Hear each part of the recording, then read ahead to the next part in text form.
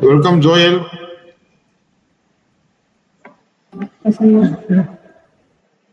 I think he is not in the call, sir. He is in the call, but he is not. Okay. I also wished him, sir, but he is not available. Okay.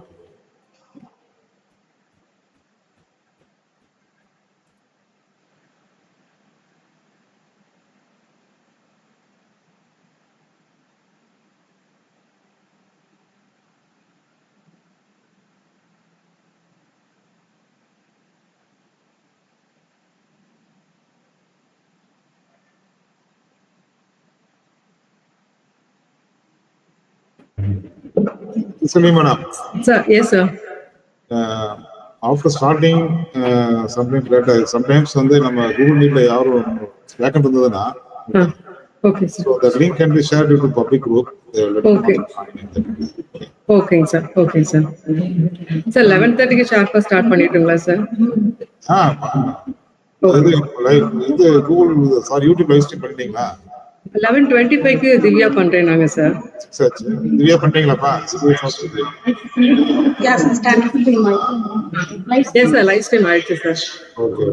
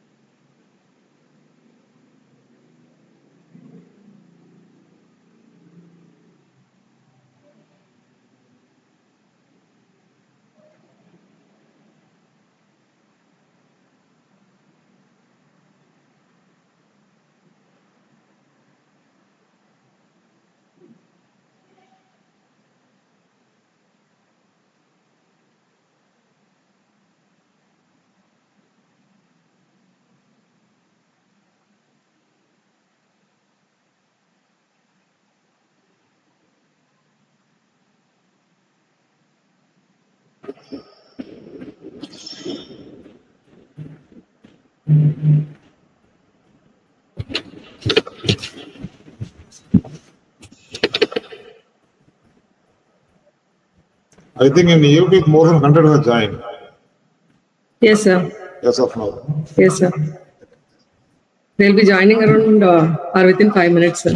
Yes.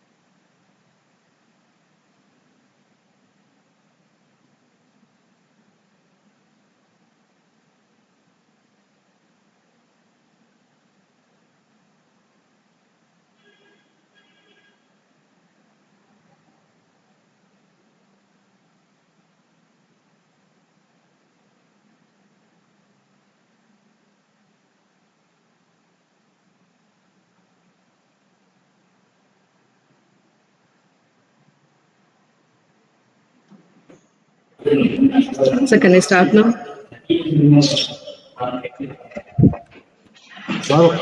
Sir வந்துட்டார். இன்னும் இல்லைங்க sir. Come. Okay sir.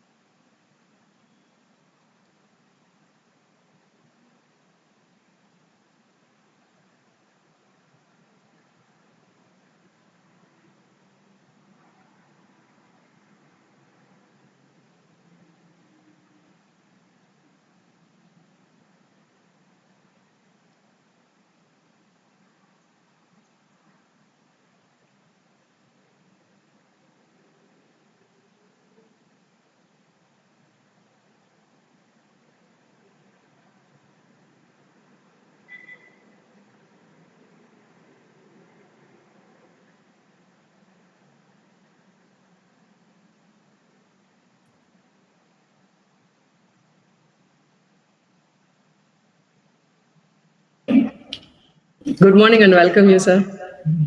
Ma'am, good morning, ma'am. Good morning, sir. Good morning, Parth. Sir, good morning, sir. Good morning.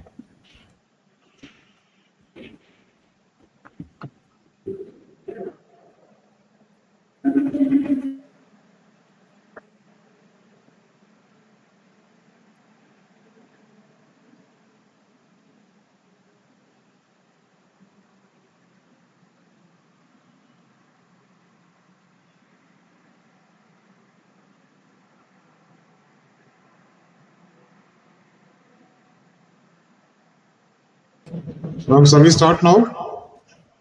Yes, sir. Okay, please go ahead. Yeah. Hello, everyone. Welcome to our faculty development program on evaluation strategies and classroom management skills. Welcoming you all today is a profound honor for me. I am Dr. P. Thiruselvi from Michael J. Memorial College of Education, and I'm going to moderate this session. As a welcome note, first of all, let me thank the Lord Almighty for His presence, strength, knowledge, and wisdom bestowed on us to organize this program in a glorious manner.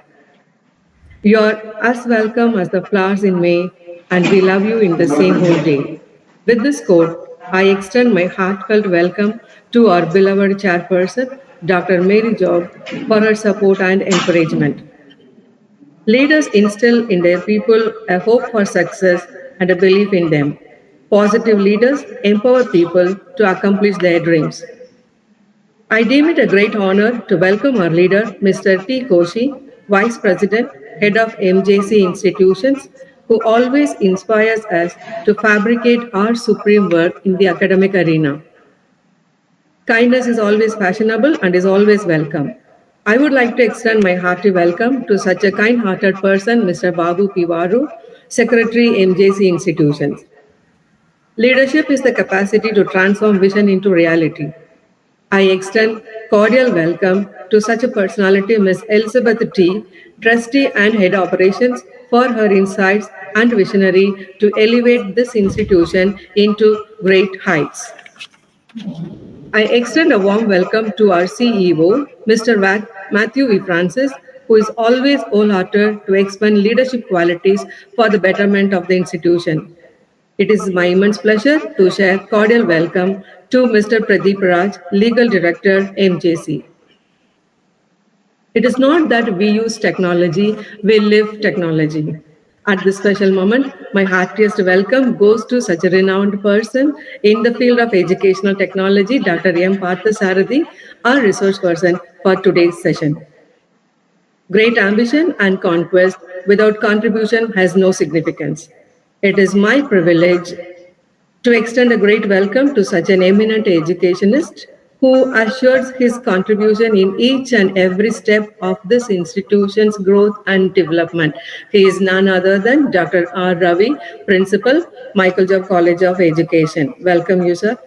My sincere welcome to Dr. Shalini P.K., Principal, Michael Jove College of Arts and Science, and Mrs. Shanti, Principal, Michael Jove Higher Secondary School, who constantly instills support for every academic events under MJC. I acknowledge a warm and hearty welcome to Dr. R. Gokilavani, Coordinator, IQAC of MJCOE. It is my immense pleasure to have Mr. Kurvila, Manager MJC, and Joseph Ilias, Operations in Infrastructure, and Superintendent of Sabina Hostel among us. A warm and hearty welcome to you. Here I acknowledge my heartfelt welcome to the faculty members from various institutions and valuable participants across the globe. How about our resource person? Dear participants, we are not just attending this discerning meeting, we are building up the academic landscape of tomorrow. Thank you for joining us today. Our agenda is sessions, each designed to challenge conventional thinking and hence to mold the future. Through engaging interactions, let's uncover trends in the field of academics, embracing the transformative power of collective wisdom with the guidance of our resource person, Dr. M. Parthasarathy, Associate Professor, Department of Educational Technology, Bharatiyar University, Coimbatore, India. He is one of the pioneers in the domain of educational technology, and his research areas are e-learning, instructional designing, and learning management systems. His sincere, dedicated, and modernized service in higher education for the past 20 years leads him to get many awards, including the Best Coordinator Award by Indian Institute of Remote Sensing, ISRO, Dehradun, India. His service extends as a member of many professional and academic bodies, author of several research articles in national and international journals, and disseminated his technological acquaintance in hundreds of conferences, seminars, and webinars, both nationally and globally. Dear participants, with all these expertise, we assure you that you will gain valuable insights to help you stay ahead of the curve in his masterclass today. We are proud and privileged to have such an eminent person to accomplish this program. Dear participants, before starting the session, here are a few instructions to have a seamless webinar experience. Feel free to use chat box to drop your questions, which will be addressed at the end of the presentation. Feedback link will be shared to you at the end of the session. Submission of feedback form is compulsory. E-certificate will be issued to the participants who have submitted feedback forms on both the days. Now it's time to invite the principal of our institution, Dr. R. Ravi, to share his thoughts on this program. Thank you, ma'am. Are you able to hear me, ma'am? Yes, sir. Yes, sir. Thank you very much. Most respected trustees and members of Board of Management of Michael Jove institutions, and most respected guest speakers of today's session, Dr. Parthasarathy sir from Pariyasti, and all my fellow friends and colleagues, all the participants. Once again, I welcome you all on behalf of IQAC of MJCOE. So today we have a session on evaluation strategies and classroom management skills. Actually, I would like to say a few words about why we come up with this topic. We know well that evaluation is playing a very vital role in terms of teaching and learning, and moreover, we can say that the evaluation is an integral part of for sustaining the quality of teaching and learning as well. So, but what we know about what we see and how can we see the term of the word evaluation means? We know that simply we ask them questions to the students and they are answering for the questions and simply we give marks. All those things only we are doing right now as of now. But now there are some strategies as per the policy of higher education, especially by University Grants Commission, some more bodies of the quality sustaining bodies like NCT and UGC and some other bodies.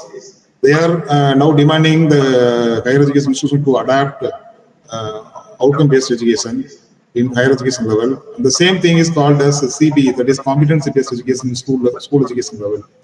Why means we wanted to establish a new pattern for evaluation and through which we have to sustain the quality of teaching and learning in terms of the field of higher education especially.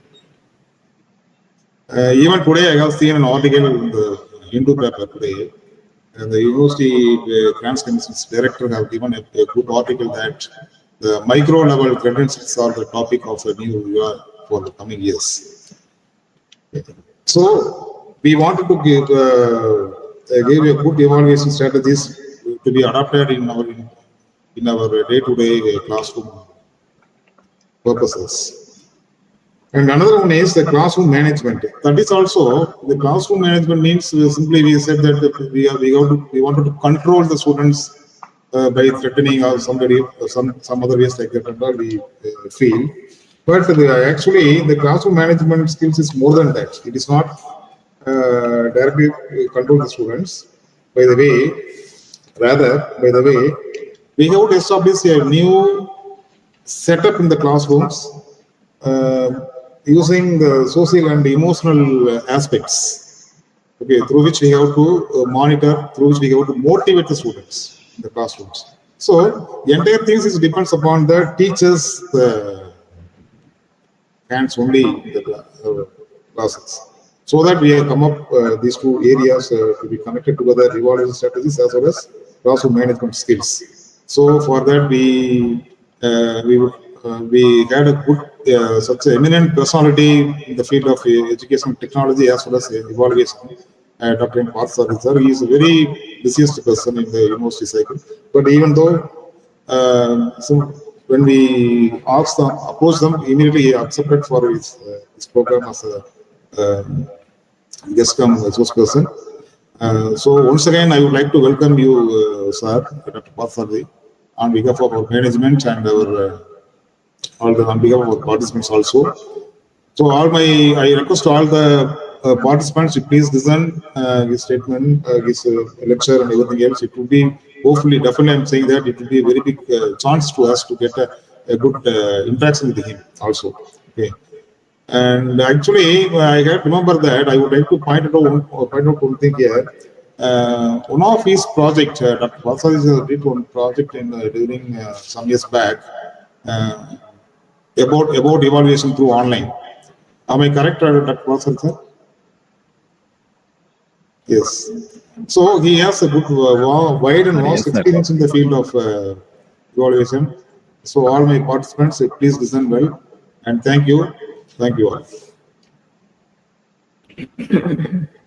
Thank you for your thoughtful and encouraging words, sir. Dear friends, we are now set to explore new horizons. Please join Dr. M. Parthasarathi in this insightful journey and discover the cutting-edge strategies of academic evaluation. Sir, now the session is yours. And thank you, ma'am. Thank you, sir. Good morning, everybody. I think my voice is audible to everybody. Yes.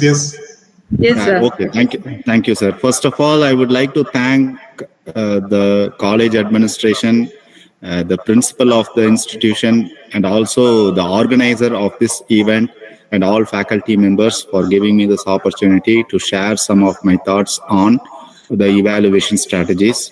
I welcome all the participants. Good morning once again.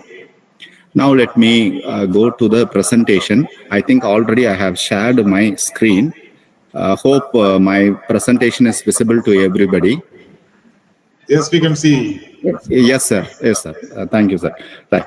So first, actually, when we talk about evaluation and its strategies, it is a broad topic, and I will cover some of the important strategies and the things related to evaluation, which is related to our discipline, that is education discipline.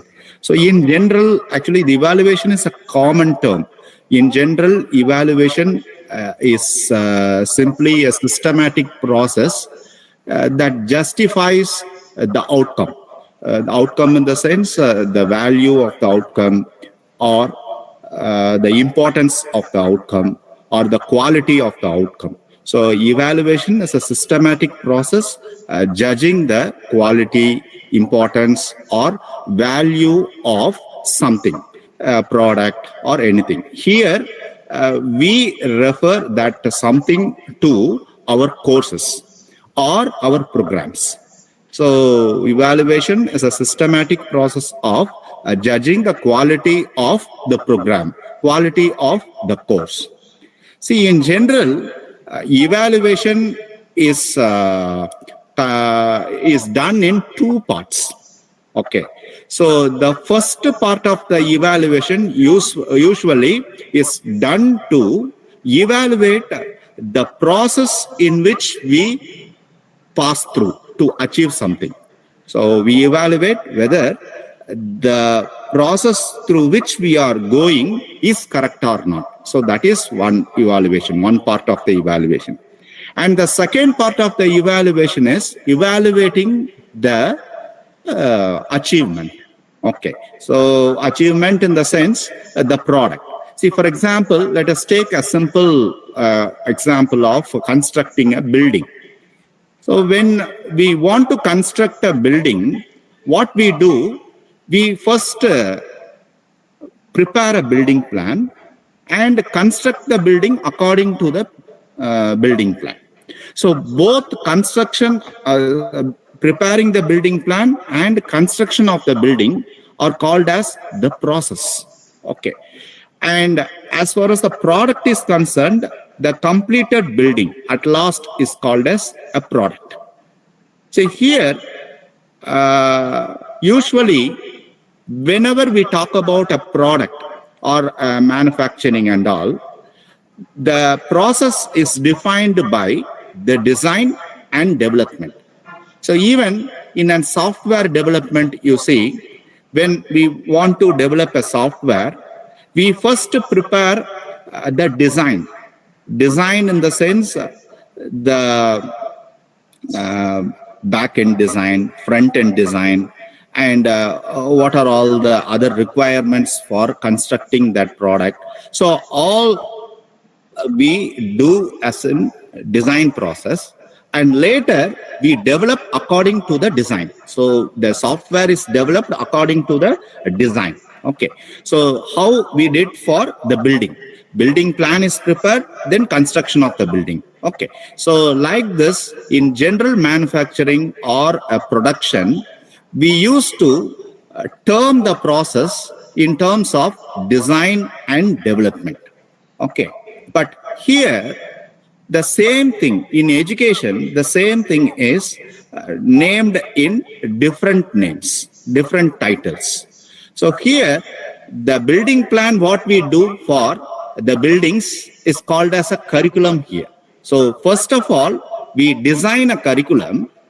Maybe that curriculum consists of the syllabuses for each and every courses. And then we conduct the teaching and learning process according to the designed curriculum.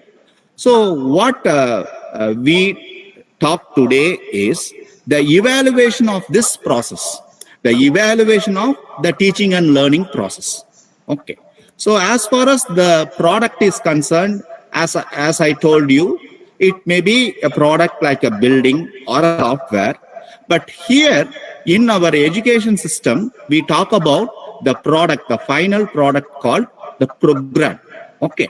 So what we do in our education system, we evaluate the teaching and learning as evaluating the process, and we evaluate the program as evaluating the product. Okay. So as far as the curriculum and teaching learning process are concerned, we do in terms of the courses, means the subjects what we teach. See, as far as the software is concerned, let us take the example, previous example, a software is concerned. The software are developed module by module. Okay, a building is constructed floor by floor. There will be different process, maybe room by room. Okay, but here the entire teaching process is done by course. Okay, so the entire curriculum program is divided into several courses, and we conduct the courses. Now let us see how the program is evaluated. So we must see the evaluation of the program and evaluation of the course, which means the teaching learning process. Now let us see the evaluation of the program. Okay, so as far as the programs are concerned, we set up the program objectives. Okay, so at last, at the end, when students goes out, what we test or evaluate is whether the students has achieved the program objectives or not. Okay, usually on what basis this program objectives are constructed? Usually the program objectives are constructed based on the government policies or employment opportunities that are available in the market, or sometimes institutions' ideology. Maybe they will not think about the policy or the opportunity, but however, the institution itself may have an ideology that these concepts has to be taught to the students in terms of programs. So they will create the program objectives based on these policies and ideologies, and the courses are constructed under these program objectives. Okay. So usually how this program objectives are evaluated. So the evaluation tools used for these things are survey or experiment, and we collect data from different places related to the program objective. Different places means usually from the students or else from the employer who employed our students. So we collect data from different places and evaluate our program, whether our program reached the objective or not. Okay. So, but here in today's session, we are not going to discuss about evaluating the program objective, but just for your understanding, I am telling there are two things that we evaluate. One is course objective and another one is program objective. Okay. And let us take the courses. Okay. So for each course, we set up the objectives called course objectives, otherwise also called as learning objectives. Okay. So on what basis we construct these course objectives? Actually, all of you might have come across this term called Bloom's taxonomy. There are which classifies the learning objectives, but one popular taxonomy is this Bloom's taxonomy, which classifies the learning into three domains. One is cognitive, affective, and psychomotor domain. Okay. And also under each domain, there are different levels. Okay. So what we do for each and every course, we construct learning objectives or course objectives based on these taxonomies, particularly Bloom's taxonomy. Okay. And there are several assessment tools that we will discuss in this session, through which we evaluate whether our students or learners have achieved that learning objectives or not. Okay. So the program objectives are constructed based on government policies and institution ideology. The course objectives are created based on the Bloom's taxonomy. Okay. And the subjects which we plan to teach under the program. Okay. And the different assessment tools are used for assessing the program and assessing the courses. Okay. See here, generally, so far what I said, to be concise, it is in 3 stages. One is planning, execution, and outcome. Okay. So as far as the planning is concerned in education, we do through our curriculum designing. Okay. So who does the curriculum designing? Maybe the board of studies or experts of an institution or university designs the curriculum. Okay. So we execute the teaching and learning based on the curriculum. Okay. And finally, we achieve the objectives of the program, which is simply the outcome. Even in the outcome-based education, what we continuously do is whether our curriculum is directed towards the program objective or not.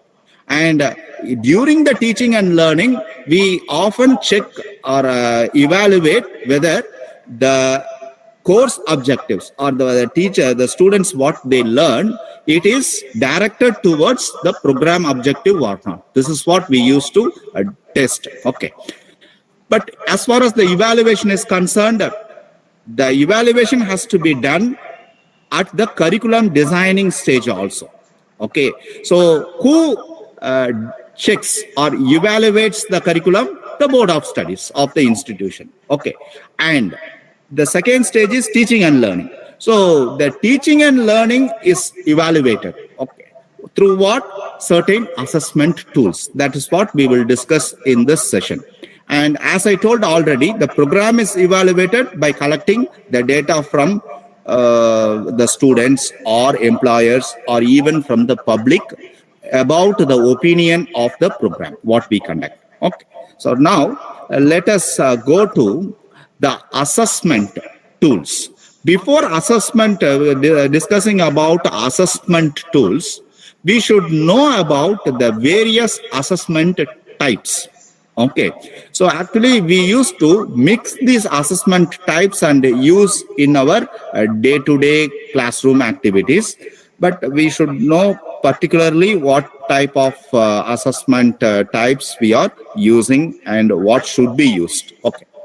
So the first type of assessment is the collaborative types, where we assess the students' learning through a collaborative methods, maybe a group project work, okay, or a group assignment.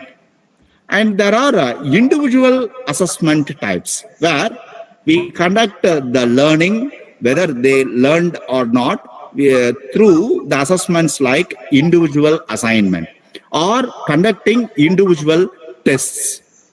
There are qualitative and quantitative assessments done. So these are all the various assessments that we mix up and do regularly in our classroom. Just here I am pointing out separately, that's all. So there are qualitative and quantitative assessment types. See, sometimes we cannot measure what the students learned. We cannot measure in terms of numbers. Okay, we cannot measure what the learners have learned in numbers. So what we assess in terms of some grades. Okay, so for example, we say very good, good, average, poor. So we rate the student with some grades, and that type of assessment is called as qualitative assessment. And the quantitative assessment are the ones where we give numbers. Okay, so we give numbers and say this much you have learned. So for 100 we give 60. So 60% you have achieved. Okay, right. Now there are another type of assessment called formative assessment and summative assessment. All of us know the formative assessment is nothing but the continuous assessment what we do.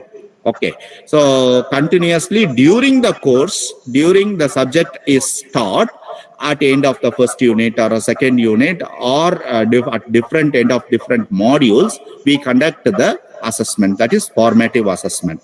And we use different tools for formative assessment, and also we use different tools for summative assessment. Okay. And there are subjective and objective type of assessment. See, when you talk about the objective type of assessment, we know what the student should be learned, and we assess exactly what they have learned. See, for example, the multiple choice questions what we give.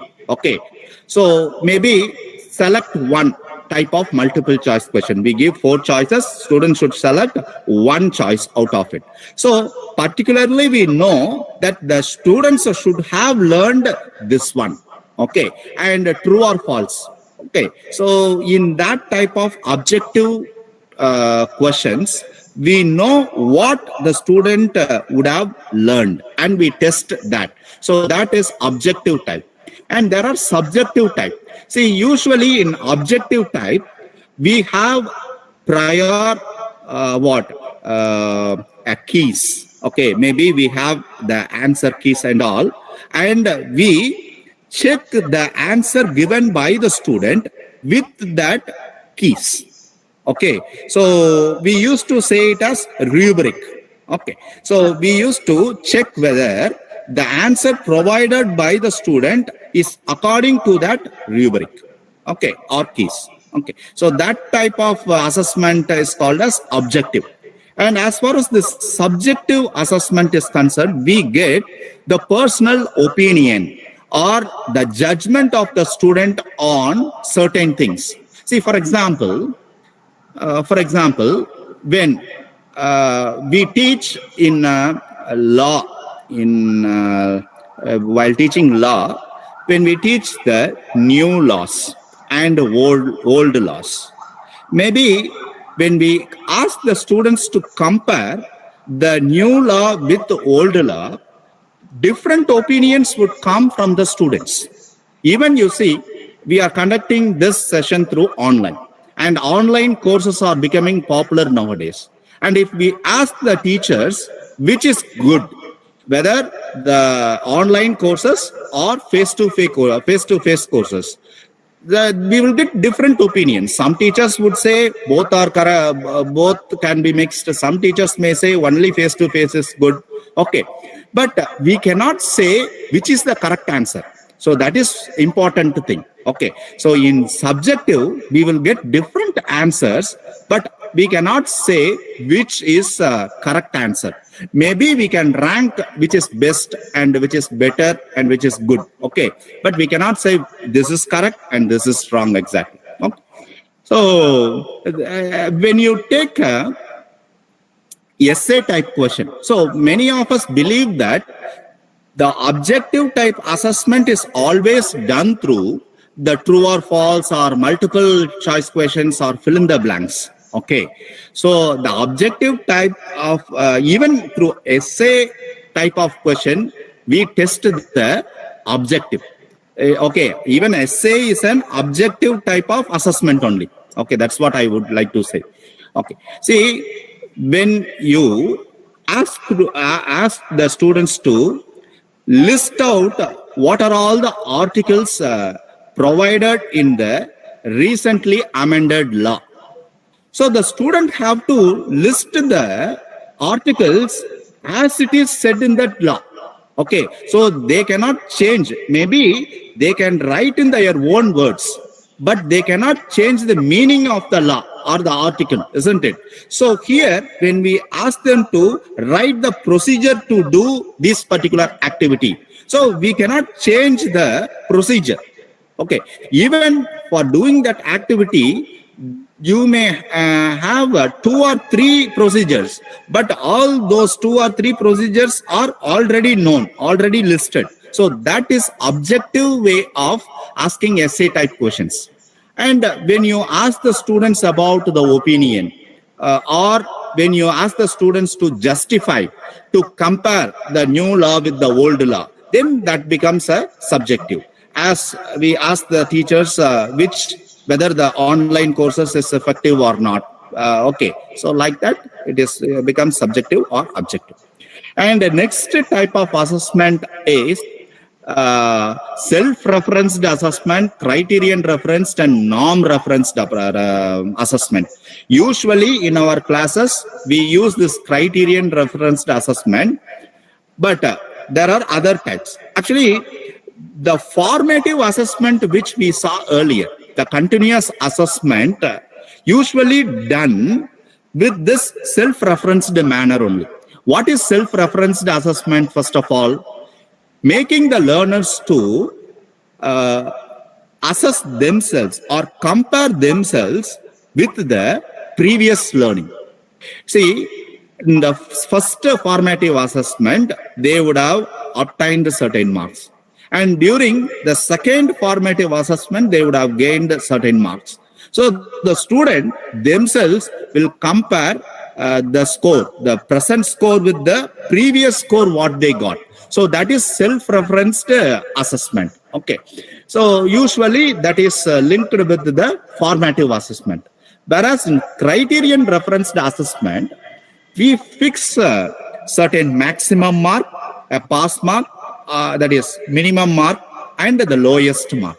So usually when we conduct a test, okay, we conduct exam, we conduct it for 100 marks. What we say, the 0 is the lowest mark, 100 is the maximum mark, the minimum mark is 40 or 50. Okay, so this type of assessment types are criterion referenced assessment. So this 0, 50, 100 is common for all the learners. Okay, so all the learners across the subject or for all different subjects also. So that is criterion referenced. Whereas the norm referenced assessment makes the judgment based on the final marks obtained by this entire group. Okay, so usually the cutoff marks which are fixed in NEET or entrance examinations and all are called norm referenced assessment types. So they will conduct the test. Okay, let us take an entrance test. They will give 100 questions to all the students. Maybe each question carries 1 mark.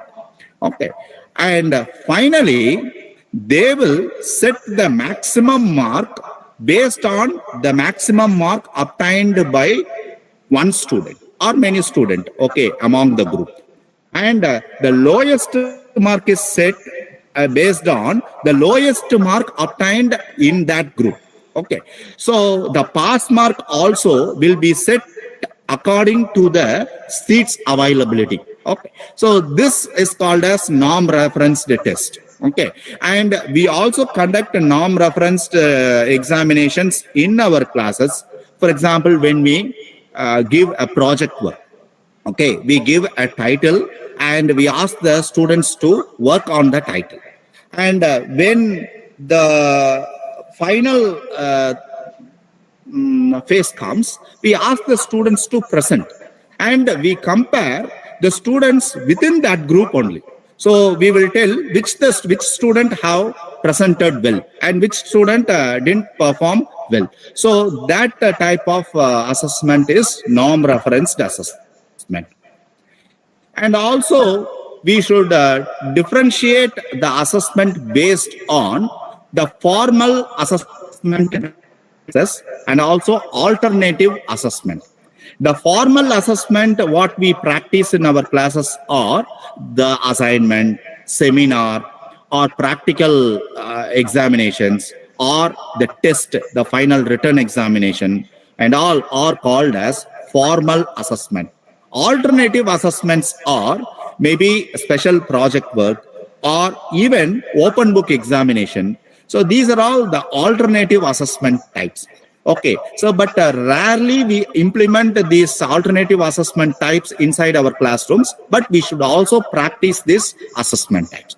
So these are all the various assessment types, but mostly what we practice in our classrooms are the blue highlighted ones. The individualized tests, most of the assessments are quantitative, where we give numbers to the students based on their achievement. And summative assessment, even say, though in higher education, colleges and universities, we used to conduct the formative and summative assessment. We give more importance to summative assessment only. You can see with the marks allotted for that itself. Say for summative examination, 75 marks is allotted. For formative, only 25 marks is allotted. That itself says that we give importance to the summative examination, summative assessment. Okay. So we give importance to summative, and mostly we give importance to objective type of assessment.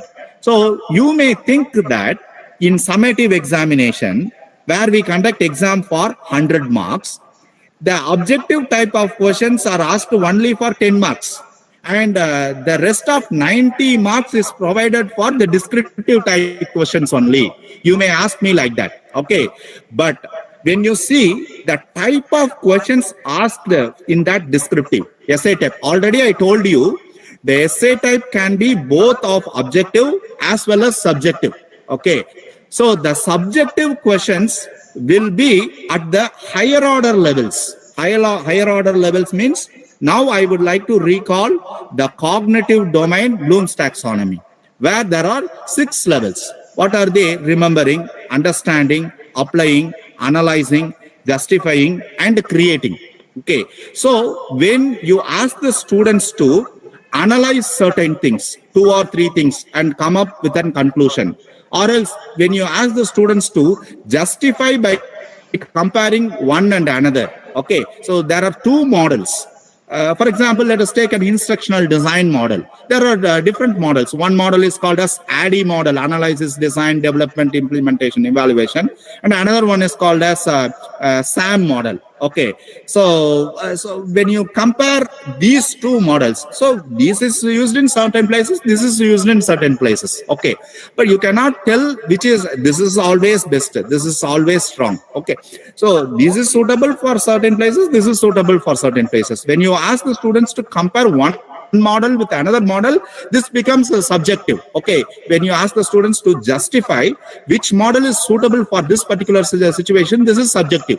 So you may now recall how many questions are subjective based in that descriptive essay type questions. Okay. So most of the questions are objective type only. Okay, even in essay type, I am telling. So most of the questions ask the students to define or describe the procedure or list out certain things. Okay, so the lower order cognitive level questions are objective type questions only. Okay, right. Now let us come to our topic, where we are now discussing what are all the popular assessment types that we use inside our classes. As I told, individualized is the most popularly used, quantitative is the one, summative is the mostly used assessment type, and objective, and also criterion referenced. I think all of you know. So very rarely we depend on self-referenced and norm-referenced. Okay, so mostly we fix the maximum, minimum, and also the lowest mark. And also we conduct mostly the formal assessment methods only.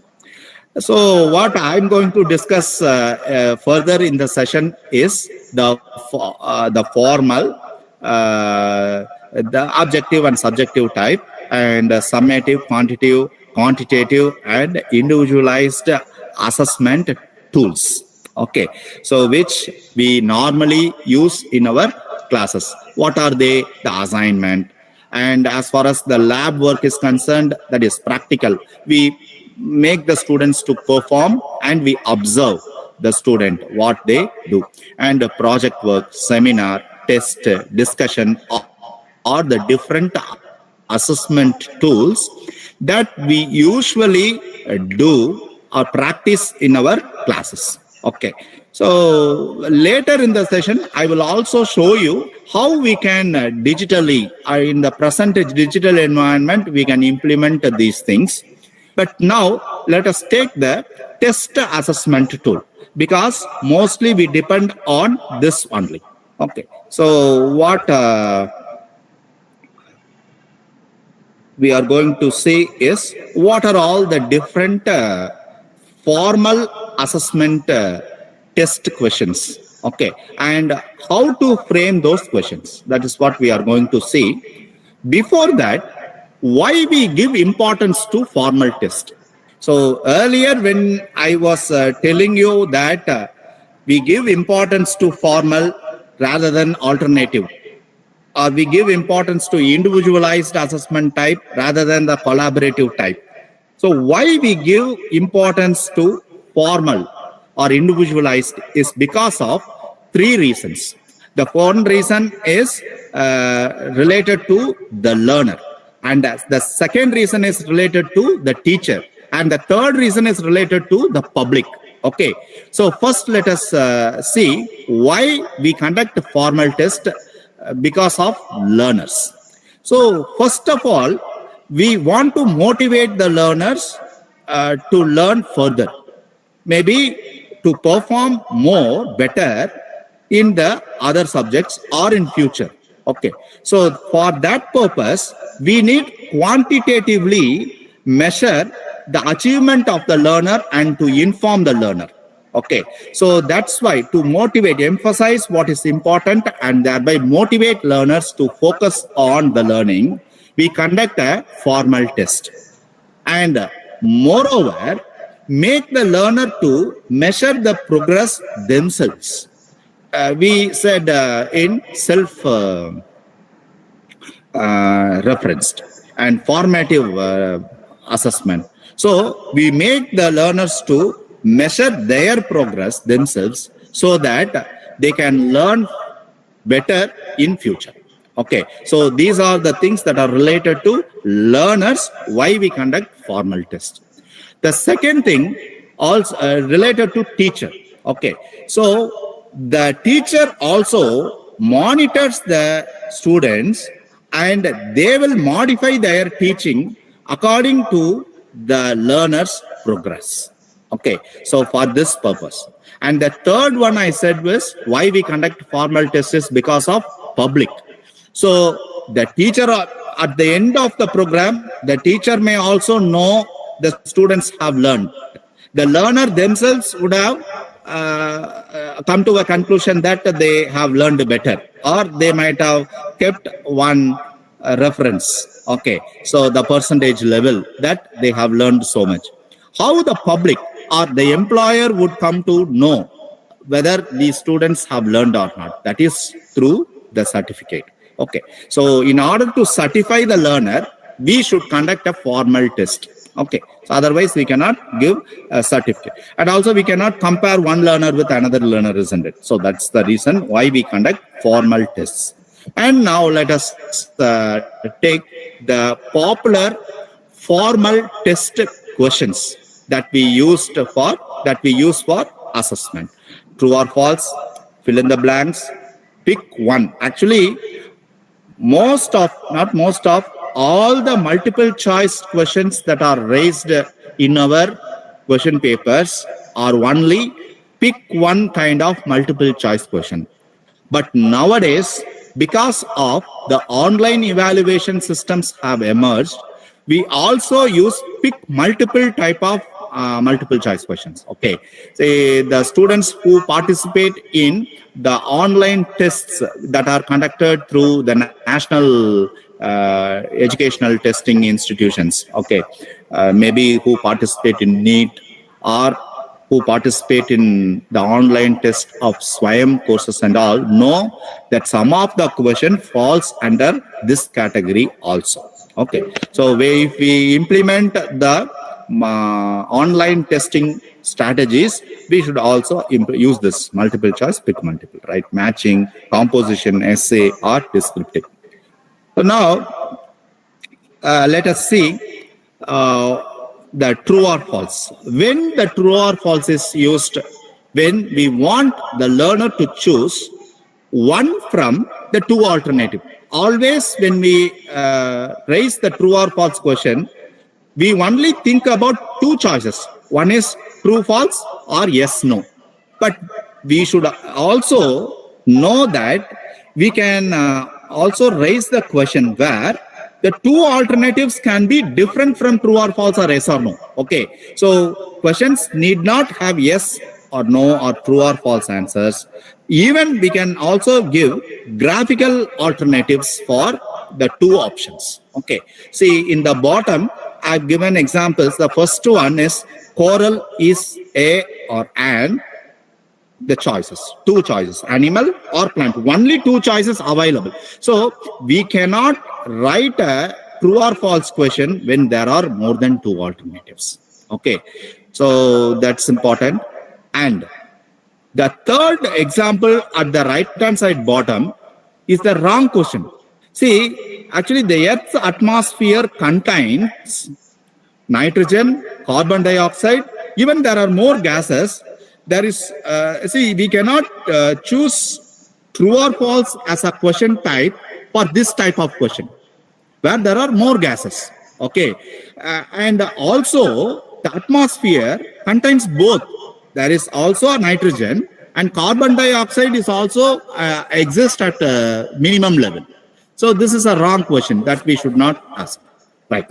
So now let us see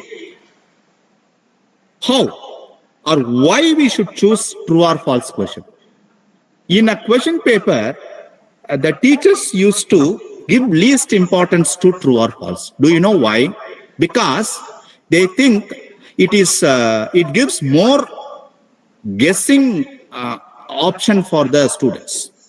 So just it gives 50-50 percentage. So 50-50 percentage. So either this or that. A student can get 0 or 1 mark. Okay. So because of that, we used to give only 1 or 2 true or false question. But you should see the statistics what I gave here. See, when you ask 10 questions, statistically it is said that there is only 50 percentage the students will get 5 out of 10. And also getting 80 out of 80 percentage, that means 8 questions correct answers out of 10 questions is less than 5 percentage or only 5 percentage. Only 5 percentage of the student is said that statistically achieve 80 percentage if you raise 10 true or false question. And also one important statistics that is at the bottom says that if you provide 20 questions, the students who get 80 percentage correct are less than 1 percentage. Okay, so less than 1 percentage of the students only get more than 80 percentage of the marks when you give 20 true or false questions. Okay, so this is what about true or false. So give equal importance to true or false question also. You can raise more questions. And as far as the pick one type is concerned, we ask this type of question when we want the students to choose the best or only one among the choices what we provide. Okay, so we may also use a rating scale, or we may ask the students to select a member from a specific category, or which particularly is the cause of a problem, or we can ask them to choose the best out of the list, worst, greatest, least, highest out of the list. Okay, so like this, we can ask the questions. Okay. And it can also be a graphical one. Pick multiple type of question. So the time is running out. That's why I'm not explaining those slides, but I think these are all understandable. Okay, right. Pick multiple, where more than one answer. So picking items that meet certain criteria. And there is a rule. It applies to several things in the list. Okay, making a quick series of yes/no decision, picking examples or non-examples of a principle. So these are all the different uh, ways or the reasons to choose the multiple choice question, where we ask the learners to choose multiple among the choices. Okay, so usually in online examination tests, the choices will appear with the square box in front of the choices. Okay, whenever we see square boxes, we assume that this question asks the learners to choose multiple answers. Whereas when you see round buttons, it says that it allows the students to answer only one among the list. Okay. And this is the statistical comparison of guessing among the various type of questions what we discussed now. True or false, pick one and pick multiple. See, among the true or false, statistically, the guessing, odds of guessing is 1:2. And when you ask multiple, pick multiple, among the 5 questions or 5 choices, the students has 1:32 option only. Okay, so if you provide pick multiple, then it will become a toughest question. That's what I want to say here. Okay, right. And fill in the blanks are used to make the learners to type or write the missing words or numbers. We can also provide multiple blanks in the fill in the blanks question. Okay, so when we use these multiple fill in the blanks, technical or to make the students to recall the business terms or vocabulary and abbreviations, commands and statements in a programming languages and all. So the phrases of the questions should be limited, and you can limit to one answer and accept the synonyms when they type the equal words, the synonym words. We should accept different British and American spellings. We should accept. Okay, there are also common misspellings. Okay, certain words are often misspelled, and we can accept those misspelled words are also. So like this, we can construct the fill in the blanks. When we go to the matching type of question, list will be in the left hand side and the right hand side. Mostly try to link all the list from left to right hand side. Okay, when we can use matching, when you want to refer them to definitions and terms, pictures and captions, people and titles, tools and their users, diseases and symptoms, part of one whole and locations within the whole. So like this, for different situations, we can use the matching question. This is simply an example. As I told already, essay type of questions. Usually in our summative examinations, we ask written type of questions. But in modern online methods, we can also ask the students to submit different medium, that is in video format or audio format. Okay, so when you ask a question through online test, let the students submit in a video format. So they let them talk in 2 minutes and submit it. Okay, or else let them talk for 5 minutes and submit as an audio. So like this, we can provide a different medium also.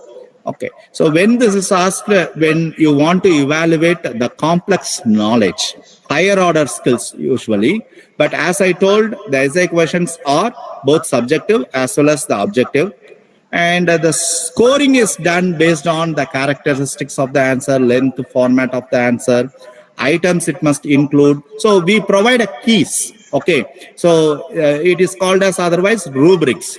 So if an introduction part is available, provide 1 mark. If conclusion part is available, provide 1 mark. If these titles are mentioned, provide these many marks. So like this, keys, rubrics are given. Okay, so items it must include, fact is it must mention, media it must use. Okay, so all can be referred for giving the scores for the learners. Okay. So relationships, conclusion, the learner should draw out of the comparisons and all. So now, so far, I told you the assessment type and the usually and mostly used assessment tools. That is particularly formal assessment tools. Okay. And here is the list of the things that we should keep in mind while we write an effective question. First one is phrase questions precisely and clearly. Precisely is different, clearly is different. Precisely refers to tell the question in a shortest form. With minimum number of words, we should tell the questions. And clearly refers to openly ask the question.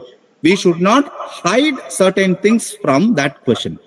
Okay, so whatever the teacher is expecting from the students, that should be openly asked and said in that question itself.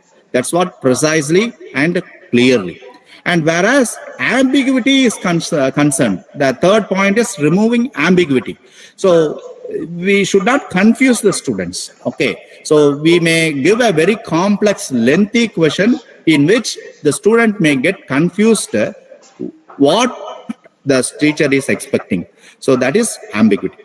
Phrase the questions as questions means usually the questions can start with what, when, how, where the students will assume that this is a question. Okay, so that is the one. And emphasize important words, maybe italics. When we do the online type of tests, we can italics, we can give italics, or we can highlight in a different color. We can give a different background color. Like this, we can emphasize. Keep all answers about the same length. See, here I'm referring to the choices that we provide in the multiple choice questions. Okay, so whether it is selecting one or selecting multiple type of multiple choice questions, MCQ, whatever the type is, the length of the questions shall be in equal. Make all choices grammatically equivalent. So here also I am referring to the MCQ only. Okay. Do not repeat words in each answer.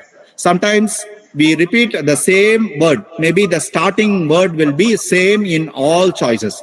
Avoid that. Put choices in a meaningful order, maybe in an ascending order or a numerical order.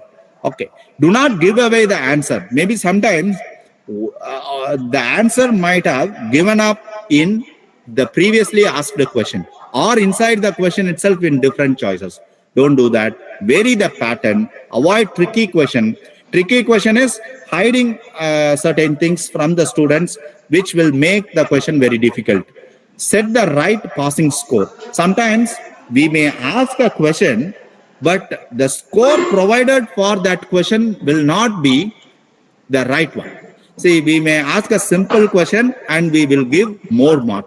Or else we may ask a very complex, tough question and we will give less mark. So set up the right passing score. These are all the different things that we should keep in the mind while writing the effective question. And advanced testing capabilities that we use through the online test and all. These are all not possible because in the regular formal written type of question, but it is possible in online questioning. So the first one is pool test questions, where question banks are created. So there in the right hand side on the top, you see test 1, test 2, test 3, test 4. Okay. So question A, B, C, D is in first test. And whereas when you go to test 2, C, F, H, A. So C question and A question is taken from the first pool, but H and F is new to the test 2. Okay. And similarly, when you come to the test 3 group, A and C is taken again from the test 1. And it is repeated in test 2 also, but E and G is new to this test 3 group. So like this, we can create different question banks and randomly can select the questions from each group or each bank. So that type of questioning is called as pool test questioning. Okay. And the second question is randomized question. I told you already, in the pool test question, there are two types. One is the fixed pool test type question, and second one is randomized pool test type question. Okay. So we may create 100 questions for first pool, and we may raise only 50 questions out of that pool randomly.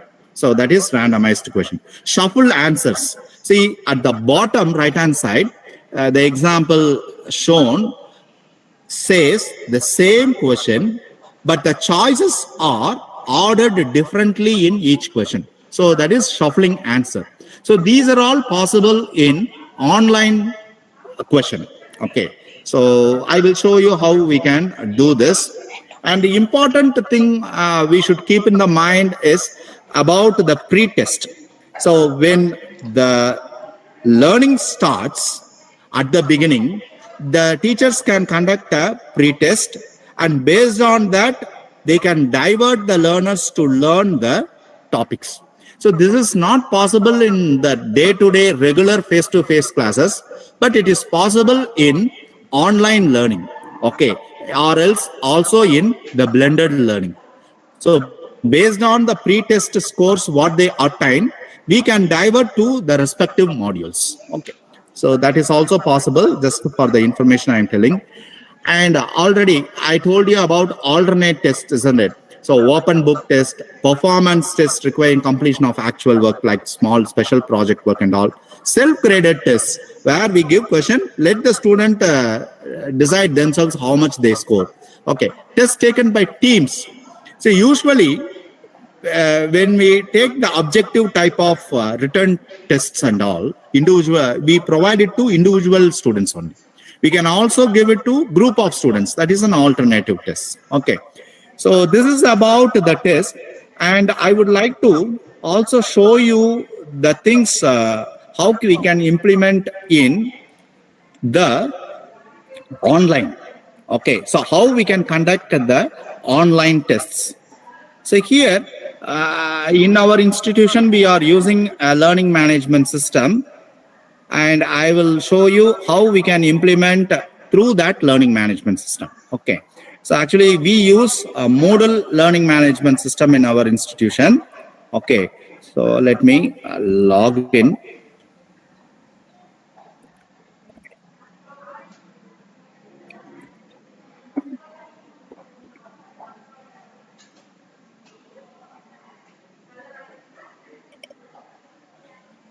See, temporarily I have created a subject for this purpose. Let me enable this. Actually, in Moodle Learning Management System, we can create the assessment in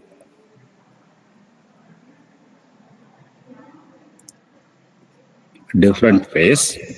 Now let us recall these things: the assignment type of assessment, seminar, test, and discussion. So project work. And the lab work can be exempted here, because that can be conducted only in the face-to-face type. So now let us take the assignment. And here in this Moodle learning management system, we have an option called assignment. And many of you as a teacher, you might have used Google Classroom itself. But this assignment provides us so many facilities than the assignments that we create. I will also show you how it is different from the Google Classroom assignment. Okay, so now let me create as an assignment here. Let me name it as assign.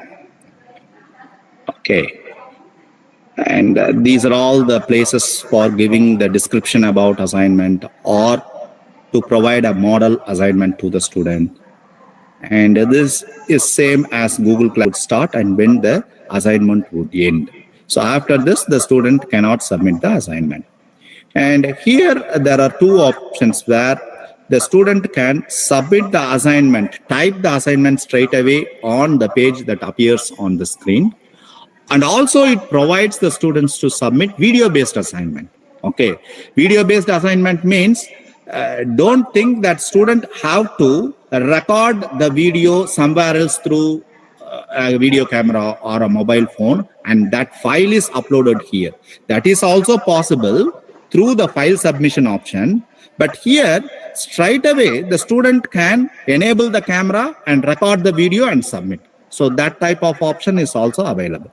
And if student wishes to submit in terms of text, they can also straight away, they can type, and the teacher can mention how many words maximum the student can type. Otherwise, they can disable this option. So any number of words the student can type. Okay, so these are all the different options available. And let me use this option alone. I told you mostly we use quantitative type of assessment. So even when we give an assignment, we measure the student's achievement in terms of numbers only. So here there are different options where if you want to measure with grades, where you think that or you assume that this assignment is a qualitative type. If you assume that the assignment is a qualitative, then you can give a scale, and different scales are available. You can use that. But here, let me give the maximum point or grade the student to achieve is 10. Let it be a quantitative based assignment. Okay. And these are all the different options where we will come again and discuss. Okay. So giving a name and setting up the start date and end date is same as the assignment what we create in Google Classroom. But the submission type is new here, where the student can submit a video-based assignment straight away by enabling the video camera. And also there are advanced things that we will come later. Okay. So like this, we can create the assignment in online. And as far as this project work is concerned, here in Moodle LMS, there is an option called the workshop. Okay. So here I have disabled that option resource, and there will be an option called workshop. Otherwise, you can also use the option called SCORM package. Okay, so which may allow the student to learn through the project work. So this is a project work based assessment. And seminar. So usually the seminars can be online conducted through the video conferencing tools like the Google Meet or a Zoom, or even the big blue button option that is available inside the Moodle itself. So that also I have disabled here for some reason. So the seminar can also be conducted through the online learning management system itself. And when you come to the discussion type of assessment, here we have an option called forum, discussion forum. See, we should keep in the mind that now in online programs offered by the universities and all, the UGC makes compulsory of this component. Okay, so what they say in online programs offered by the universities, the first important component is providing the material to the students. Okay, that is in terms of video material and text-based material. And the third important component is discussion forum. Okay, so the assessment can also be done based on the discussions. Here, let me give a name for the discussion. And here there are different types of discussion forums available, and each one can be used for different purposes. Okay, just I am telling you that these features are available, and these different assessment methods can be done through the online also. So just to tell that, I am showing you all this. So here straight away, if I click, a new discussion would be created. So like this, the discussion also can be done. And the normal test can be done through online. Here in Moodle Learning Management System, we have an option called quiz, where you can create the quiz,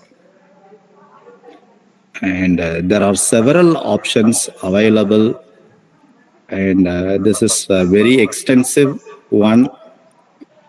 It will be useful for all the teachers. Okay. Even the proctoring facility is available in the name of SEB, Safe Exam Browser. Okay.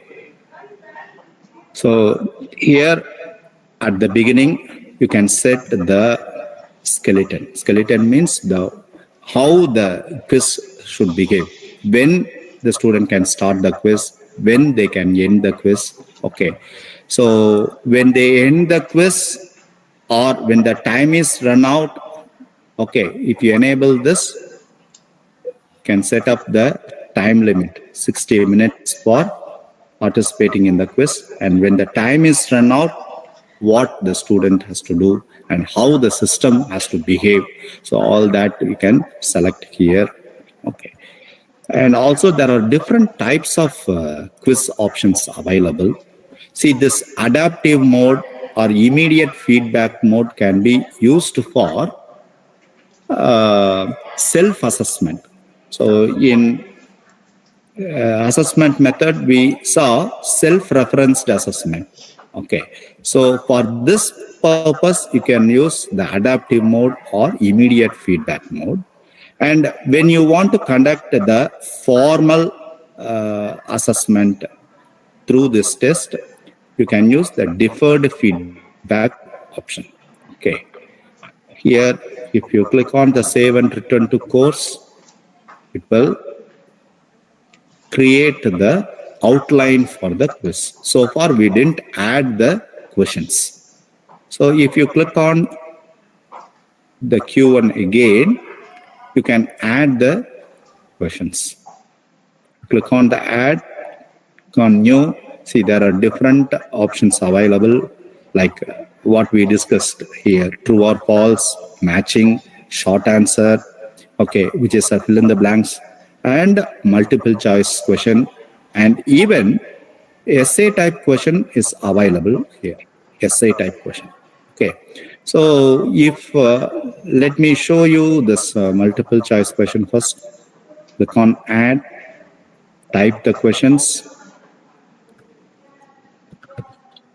Okay, type the questions, set up the marks and all, and type the choices, and which choice is best or correct.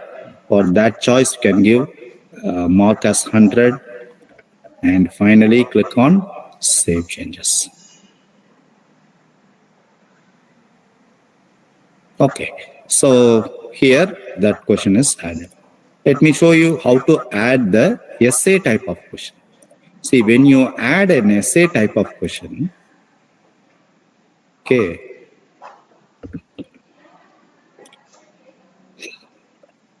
type the question here and the marks to be awarded here.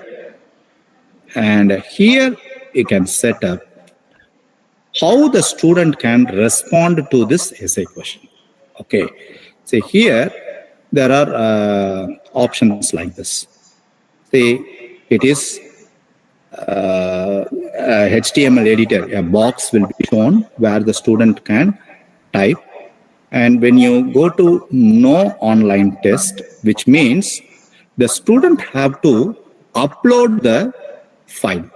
Okay, so they can type directly or they can upload the file. So this is similar to the assignment what we saw earlier. Okay, right? So here the teacher can also decide that the student need not upload anything, but only they have to type.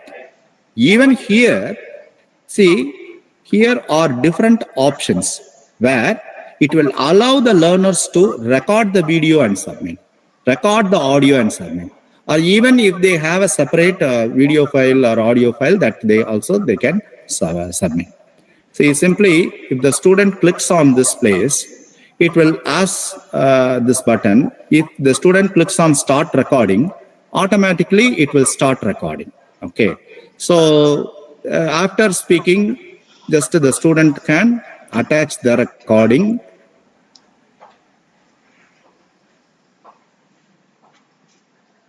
and submit.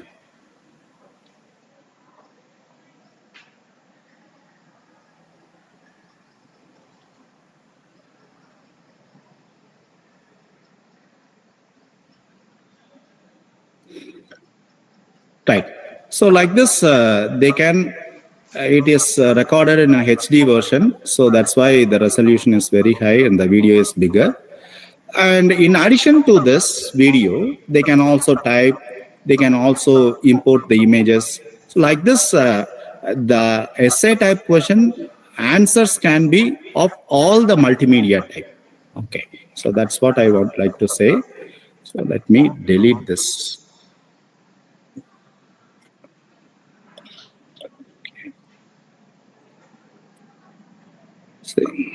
This can also be edited like this.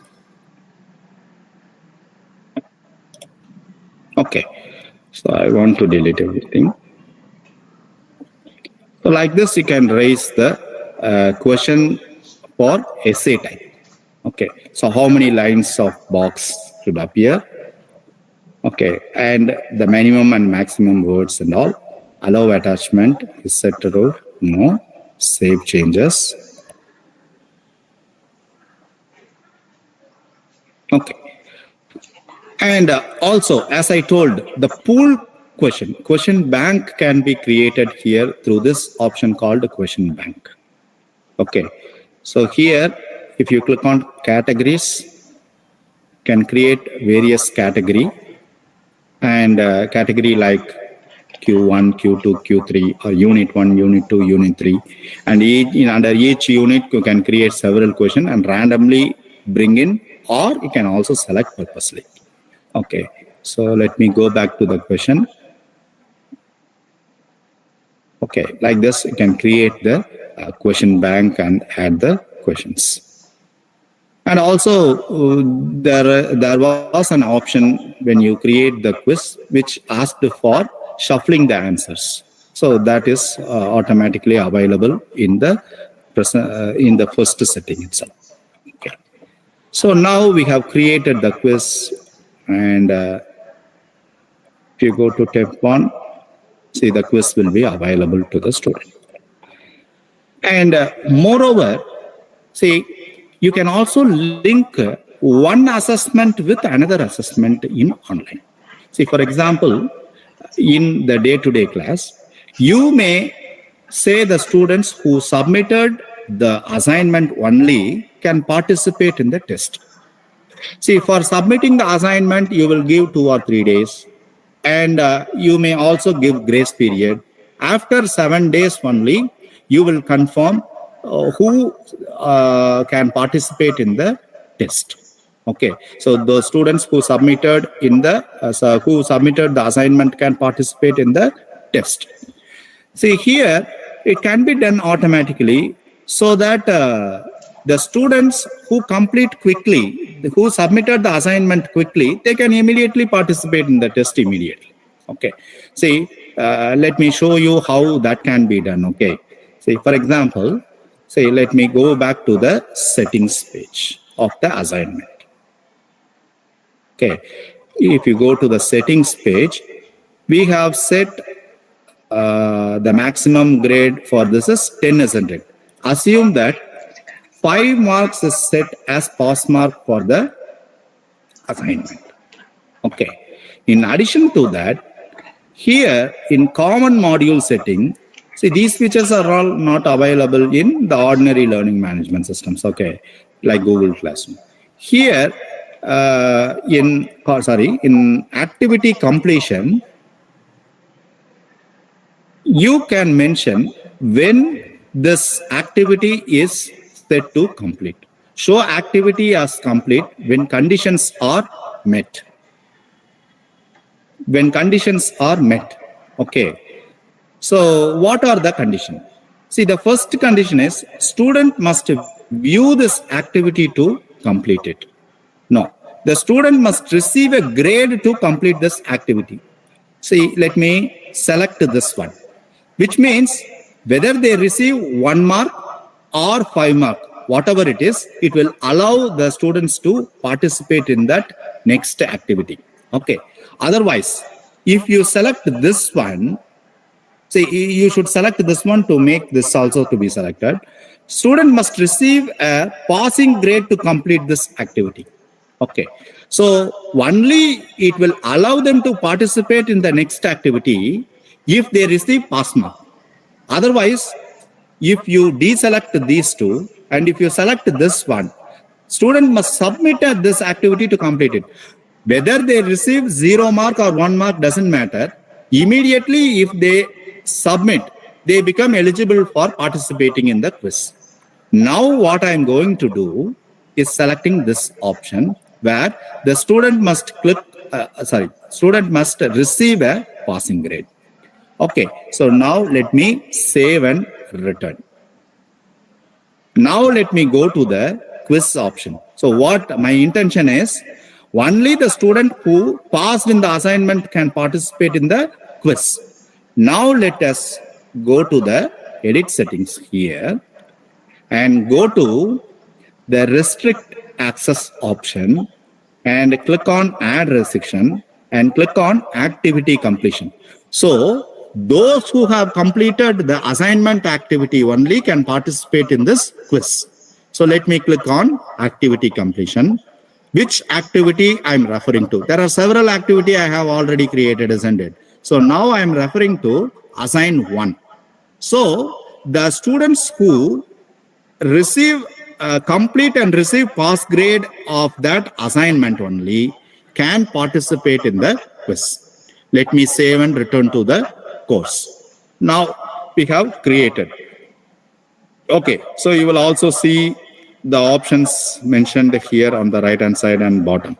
Let me go to a new tab, incognito tab, because I want to simultaneously use 2 users. That's why I'm going and logging in as incognito tab.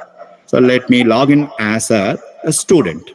Let me click on login and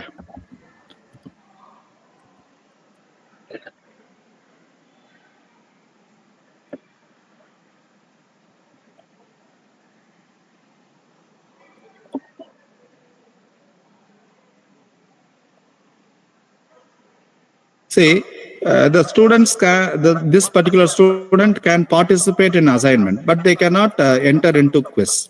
Why? Because only if they participate and get passed, they can. Okay. So assume that this student. Okay, submitted for grading. But now let me go back and see. Still, even after submission, it is not allowing this user to participate in the quiz because receive a grade, receive a passing grade. Now let me go back as a teacher and see this assignment. One person has submitted and grade this student. Let me grade this student with submitted for grading. And this is the assignment that person has submitted. Let me grade it with 4 marks. Let me save.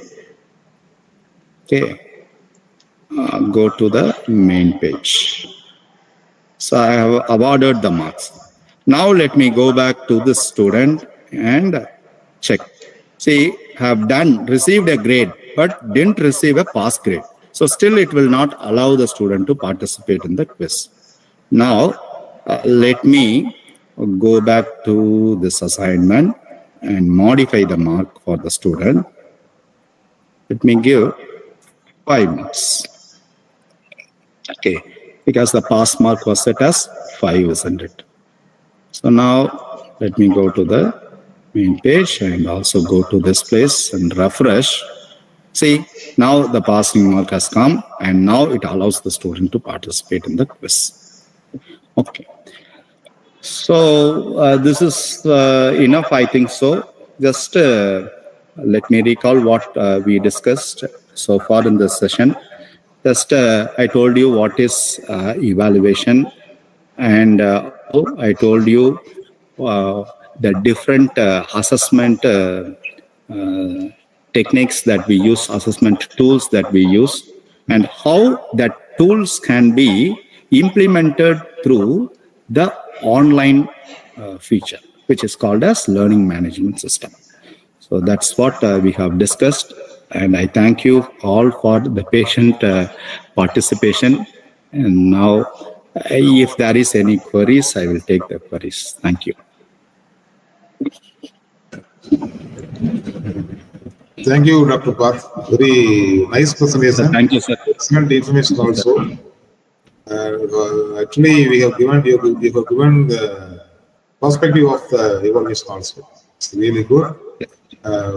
Now it's open for question sessions.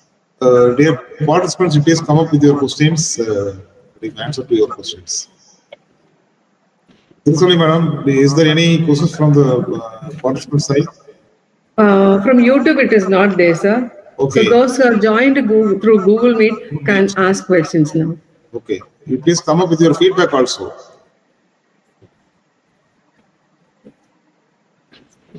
You can unmute and you can speak. The participants, please. Thank you, sir, for the opportunity to listen to you, Professor M. Parthasarathi, sir.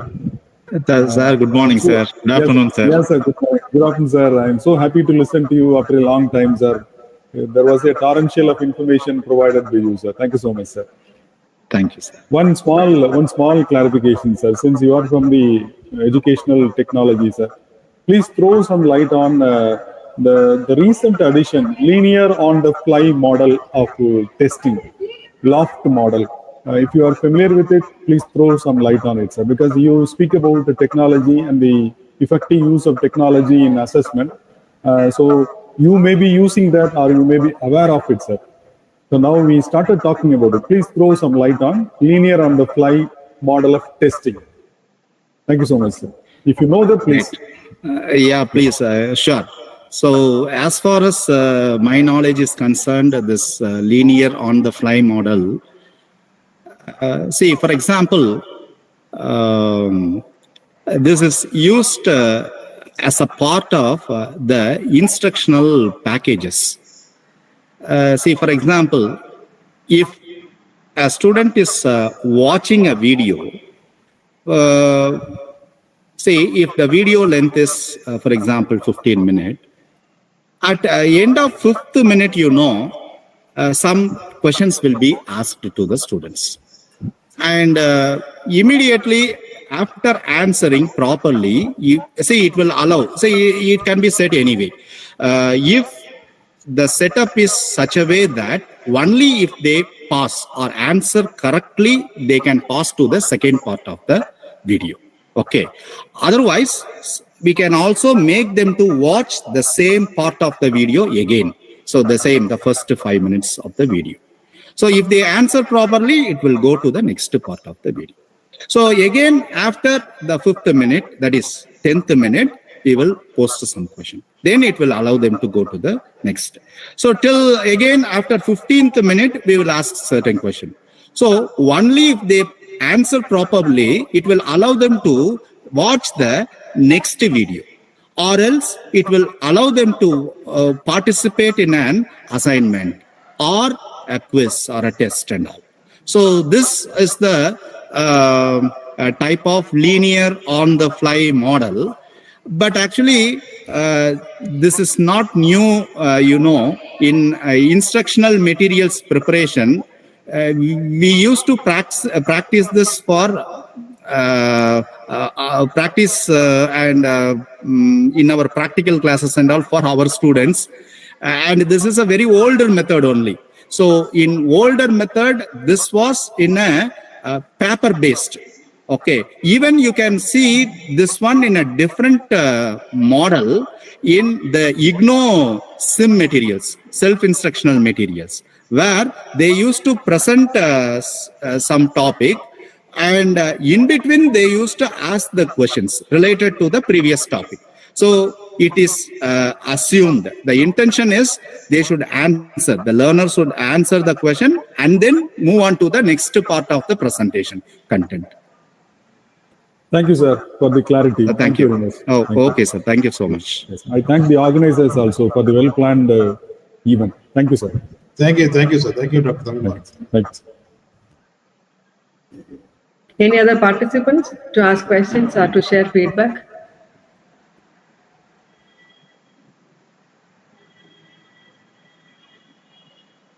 Madam, if not, you please give your final instruction and we can go forward. Yes, sir. Yes, sir. Yes, sir.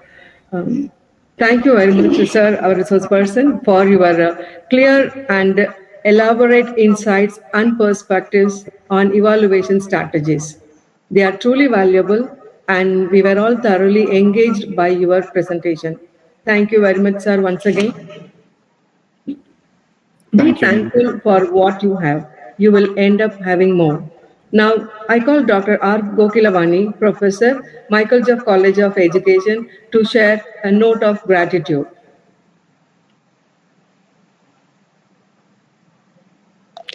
Good afternoon, everyone present here. I feel honored and privileged as coordinator, IQAC, Michael Jeffs College of Education, to get the opportunity to propose a vote of thanks on this special event. First, I would like to thank our chairperson, Dr. Mary Job, and head MJC, Mr. T. Kosi, and management always supporting us to arrange such a wonderful session like this. And also my sincere thanks to our principal, Dr. R. Ravi, for his constant help and guidance for this faculty development program. Today, words are not enough to thank today's speaker of the day. Yes, my heartfelt thanks to Dr. M. Parthasarathi sir, Associate Professor, Department of Educational Technology, Bharatiyar University, Coimbatore. Today we started our faculty program on evaluation strategies on classroom management skills. Today we acquired lot of knowledge from your speech, sir. Thank you so much, sir. Really, it is wonderful session. Today's session is very useful to us, sir. Today we acquired lot of knowledge from sir's speech. Sir has explained about what is evaluation, and beautifully he differentiated what is program objectives, what is course objectives. And also beautifully he explained about different types of assessment tools, assessment types also, that is collaborative method, individual assessment method, qualitative and quantitative method, formative, summative, subjective and objective type, self-reference, criterion reference, and non-reference, alternative types, and formal test. And how to assess different types of tools also he beautifully explained. And formal test, why we are giving importance to formal test, the reason for giving importance to formal test also beautifully he explained. And also how to frame the questions, scoring procedure, and how to write effective questions. Finally, he was beautifully explained how to assess student performance through online. Really, it's very wonderful session, sir. Thank you so much, sir. Thank you, ma'am. Thank you so much, ma'am. Thank you, sir. I also extend my thanks to all our faculty and non-teaching staff members who always stand by us and motivates us. And also, I would like to thank today Faculty Development Program organizers, Dr. Thiriselvi Madam and Dr. D. Kalaivani, and technical supporters and other participants from various institutions. And also, I feel very proud and thank you all for making this event a successful one. Thank you so much. Thank you, sir. Thank you very much, madam. Thank you for all your- participants. Thank you. Thank you very much. Hope you had, dear participants, hope you had very insightful thoughts on this topic. Kindly complete the feedback form and submit. We appreciate your presence with us today. Meet link for tomorrow's session will be shared through WhatsApp. Get connect with us tomorrow at the same time. Once again, thank you very much to all of you. Thank you, one and all. Thank you, madam, for the wonderful coordination. Thank you. Thank you very much, sir. Thank you all. We shall meet tomorrow, officer. Yes, sir. Yes, sir. Thank you, sir. Thank you, sir.